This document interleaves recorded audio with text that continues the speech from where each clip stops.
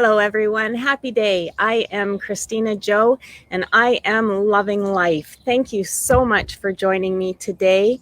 I am excited to be here today. I want to speak about honoring the path of others, letting other people have their journey and enjoy it, as well as me having my journey and enjoying it.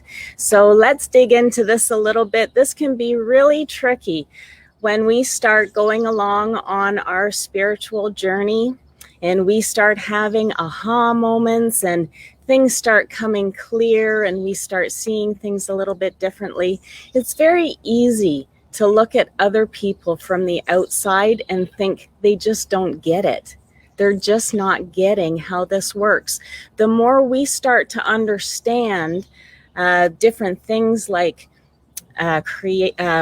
deliberate creation and being a real part of what's going on and what's coming into our life, and having a little bit more understanding and control about that. We really want everybody to understand it the same way that we do. This can happen when you start studying a new religion or a new concept, or if you're studying the law of attraction. And you can start understanding things and look out there and say, why doesn't everybody get this? Why isn't everybody doing this? And that can be really challenging. You can start driving people crazy with talking all sorts of things that people don't understand.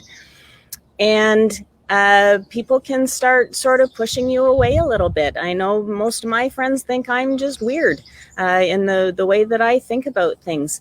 And so as you go along, if you're just getting started with your spiritual journey, or if you're quite a ways into it, as you go along, you have to reconcile these things that you see around you that just don't quite jive with the new beliefs that you're having and the new way that you want to see things.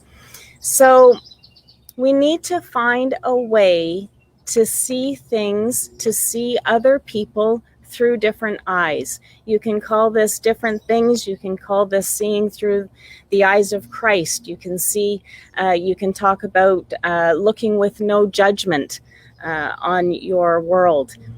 Different concepts like that can be really helpful in looking at other people, especially when other people are in the midst of turmoil or something that doesn't look very fun. You could see someone who is really sick, someone who is suffering with depression, and really all you want to do is help them. But when you see them and say, oh, if they could only see it like this, that's not being very helpful. You may think that you're being helpful, but if they're not ready to see it that way, if they're not ready to look at things a different way, it can really compound the confusion and discomfort that they're feeling. So really, when you see someone struggling, it may seem odd, but mostly what you need to do is mind your own business. Mind your own path, mind your own spirituality and your own way of seeing things. Instead of trying to correct someone else's vision and correct how they're seeing their world, you need to take a step back and correct how you're seeing things. Because if you're seeing someone is not getting it, that means that somewhere in you're not getting it either. Because whatever you're seeing out there is a projection of what's going on inside of you. And so you can't have it out there where you can see it and not have it in here somewhere. So as soon as you see something in your world that you don't like, instead of trying to fix that thing out in your world, it's time to take a step back. Take a look at what vibration is going on inside of you that is calling this in. You're calling this into your world. You can see it. That comes in because of a vibration that's going on with you. The law of attraction is very consistent, and so it can't be out there and not in here.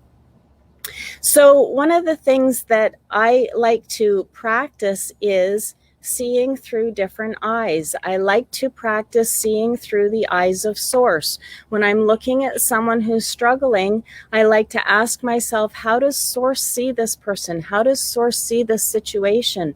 And generally, Source sees nothing wrong with what's going on. It's experience, it's learning, and you can't learn just by listening. You can't learn just by teaching. You can't learn by talking. You have to learn through experience, and everyone around you has to learn through experience as well. So what you can do is trust when you see someone going through an experience, trust that that is an experience that they need to go through in order to understand a little bit better who they really are, and just allow them that experience and love them through it. Now, if someone asks you for help, that's a different thing. When someone comes to you and asks, that's what you have to wait for. You have to be very patient in communicating the ideas that you have. Because someone is not ready for it unless they are asking you. I want to tell you a little bit of a story. It involves 3 conversations with a friend of mine, and it was just a process of me learning how to pull back and mind my own vibration, mind my own business, mind my own beliefs in order to clear up a situation. So a very good friend of mine, we speak about, I don't know, maybe once or twice a year. We don't see each other very often, but whenever we see each other, we have just wonderful talks. I feel like we just solve the whole world when we get together. For the last couple of years, she's been experiencing some difficult times. She's had a marriage breakup involving different relationships and things like that. And a couple of years ago, I talked to her. And what I got out of that conversation was really just how much she was pointing the finger at other people in her life and blaming them for what was going on in her situation. I didn't see her taking very much accountability, and I didn't see her seeing any opportunity to change herself and make different choices in order to have different results in her life. She was really just playing that blame game. And so after I left her, I thought about that, and I thought, why is she blaming so much? And I just continued on that train of thought of how I was seeing her. I was seeing her as a victim. I was seeing her having no control, and I was seeing her just all out of sorts and not seeing any way out. Now, I didn't see her for it was probably 8 months or so. And we got together and we had just another wonderful talk, very long talk. We can talk for hours, but it was amazing how much she had developed the victim stance. She was even more of a victim than she was before. She was blaming her surroundings. It had gone from her ex-husband to her boss now, had totally taken the position of the bully, and she was still the victim with no sense of control over any of the situation. She felt very helpless. And through the talk, I really felt like she was asking for some help. So we talked about different ways of seeing things, and she kept really arguing her limitations and arguing where she was at. And at the end of the conversation, I said, I give up. I don't know what else to say. And she says, Chris, I'm just not ready. I'm just not ready. I'm just not ready. And she said it several times until I heard that she just wasn't ready to come out of the place that she was at.